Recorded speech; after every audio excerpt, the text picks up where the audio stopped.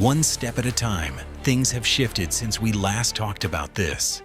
Signs now point toward possible U.S. plans for movement into Iran, not just talk. Officials stay quiet, yet more clues pile up each week. Harder it gets to pretend they're meaningless. Still moving forward, the American military increases its presence across the Middle East without slowing down. Troop numbers grow, ships shift into place, while elite teams quietly arrive in different spots around the area. Out of a secret meeting this week, some members of Congress spoke up afterward, more blunt than usual, hinting strongly that sending soldiers onto enemy land might now be part of the plan. Axios says advisors near Donald Trump are talking about a small land attack meant to strike hard against Iran's government. The move is framed as a decisive moment, one that could shift power sharply if carried out. A short time later, Israel confirmed it had killed a top officer in Iran's Revolutionary Guard Navy.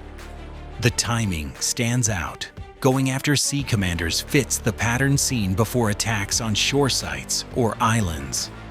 That choice of target says something about what might come next. A short time later, U.S. Central Command released an intense message calling on every member of the IRGC Navy to leave their posts right away. In the middle of it all, Trump spoke up at a public cabinet session, hinting plainly that taking control of Iran's oil could happen. Then, silence. One thing becomes clearer when you look at all this. A ground move might still be off the table, yet it feels closer than before. Not a full-scale invasion. Still getting clear on the type of task matters here. Fewer troops are stationed now than what an outright push into Iran would demand. Numbers across the Middle East likely sit just under 30,000 by most calculations. This is pure ground war across Iran. Probably needs hundreds of thousands of soldiers, maybe even beyond that number. With no signs of moving those forces into place, it looks unlikely the U.S. capital is preparing to take over on a massive scale. What we see instead suggests a narrow mission, shaped around clear goals, avoiding long-term combat on land. A focused effort emerges here, built not for endless fighting, but for precise outcomes. This approach sidesteps extended conflict by design, aiming only where it must. Limited scope defines it, guided by intent rather than force. The pattern shows restraint, choosing impact over occupation. Seizing Karg Island. Karg Island stands out as the primary objective. Just offshore from Iran by roughly 15 miles sits Karg Island, key to how the nation moves its oil abroad. Most of its exported crude, nearly all, flows through this narrow strip of land instead of any larger port. Despite its size, the place handles a massive share, close to 90%, making it quietly essential. What happens here affects deliveries far beyond the Persian Gulf. Most of Iran's shorelines lack depth, making them unfit for huge oil vessels. Yet Karg Island lies where water runs deeper. There, facilities exist to handle what are known as supertankers. One wrong move here, the whole Iranian economy wobbles. Hold Karg, hold the tap where most of their money flows out. Power shifts without firing a shot, just positioning. This getting to the island isn't simple. Although planes might come from friendly skies, ships would have to move through the Strait of Hormuz first. After that, they'd sail for hundreds of kilometers near Iran's shore. That stretch lies easily within reach of Iranian missiles. Drones operate there too. So do naval forces. Fighting to keep the island might turn into a serious challenge. With American troops based there, danger could come at any moment, fueled by strikes sent across from Iran's shores. Success might still bring unclear results. Iran can send oil through other paths, like ports on the Persian Gulf and the Arabian Sea. These spots do not match Karg's size, Yet they could work well enough to support Iran's economy if oil rates climb high worldwide. Option 2. The Strait of Hormuz Islands. A different move could matter even more, aiming at islands near the Strait of Hormuz. Think Keshem, think Larak. These spots might shift the balance. While small on maps, their position speaks louder. Instead of broad pressure, focused attention here may ripple outward. Location alone gives them weight few other places have.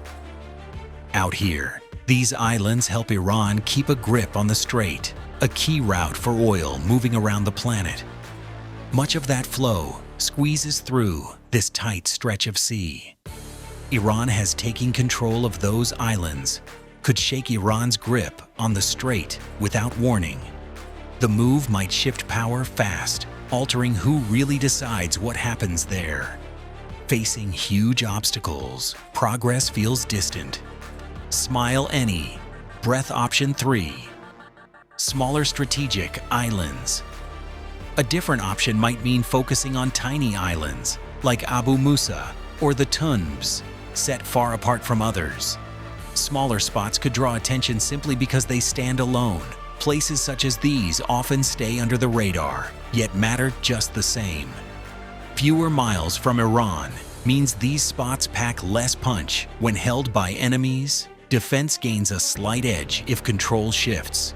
Distance adds delay, not just difficulty. Seizing these islands might undercut Iran's grip on local military matters, while possibly interfering with how it operates across the Gulf.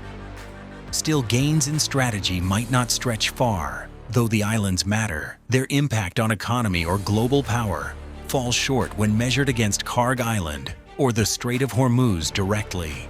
Option 4. Keeping Iran's nuclear materials secure. One risky move could mean going straight after Iran's stored nuclear material. That choice stands out as both huge in scale and full of peril. Taking such an action might spark immediate consequences. It wouldn't just be bold, it'd carry weight far beyond the initial strike. Facing fallout becomes part of the plan, whether expected or not. To be buried beneath layers of earth, sources suggest the stash could be tucked inside reinforced sites close to Isfahan, while unconfirmed, clues point toward subterranean storage where few eyes can reach. Lately, Trump began talking about using elite troops to take control of that equipment. Still, pulling that off feels like walking a tightrope blindfolded. Getting inside Iran means moving soldiers far beyond the border. Finding the nuclear material comes next, once they reach the site. After that, holding onto it becomes the main task. Getting out without losing anyone is what happens last. All of this unfolds while fighters on the ground try to stop them. Facing huge dangers leaves almost no room for mistakes. No easy options. Putting it all side by side, clarity hits. Simple fixes don't exist here. A single truth stands out when every option lines up. The path forward, never straightforward. Each angle viewed brings the same conclusion. Nothing about this comes quick or clean. When held next to each other, the options show a pattern. Easy answers slip away under close sight. Layer after layer, the result stays unchanged. Clarity emerges only in knowing. Resolution won't be simple. Starting off, each choice brings weighty dangers tied to warfare. Governance, power shifts, financial strain. Though quiet about consequences at first glance, decisions ripple through defense strategies, diplomatic ties, national budgets alike. One small step on the ground may win quick results, yet risk widening the fight. Not just terrain, but tactics shape the challenge. Iran fights differently. Hard to predict what follows after troops move, given how they adapt. Their mix of location, force strength, and unorthodox methods sets them apart. Victory now might mean deeper trouble later, especially facing such an opponent. A win on the battlefield, like taking an island or locking down radioactive supplies, might still fall short of the clear victory leaders expect. Though goals are met, the bigger picture can stay unchanged, fueled by tension. It might pull more players into the fray while shaking the region even harder. The ripple effect grows when new forces enter without warning. Stability fades faster than expected once outside pressures take hold. Final thoughts. Floating into view, now talk of American soldiers on Iranian soil isn't just theory anymore. You can see it building, troops shifting positions, officials choosing sharper words, key figures disappearing, plans being weighed behind closed doors. Truth sits heavier than the talk around it. Not quite like Iraq back then. Iran stands bigger now. Its strength runs deeper than most expect. Damage it could bring would surprise many who underestimate it. A single step on the ground might slip into years of expense. Once boots touch dirt, pulling back gets harder than expected. Even small moves can spark endless complications. Starting something brief could mean staying much longer. A minor effort may grow beyond control. What begins narrow often widens without warning. Getting involved briefly still opens deep risk. Right now, a step that seems strong might soon get stuck in messy complications. Things are moving fast here. This moment might shape how the Middle East unfolds far into the future.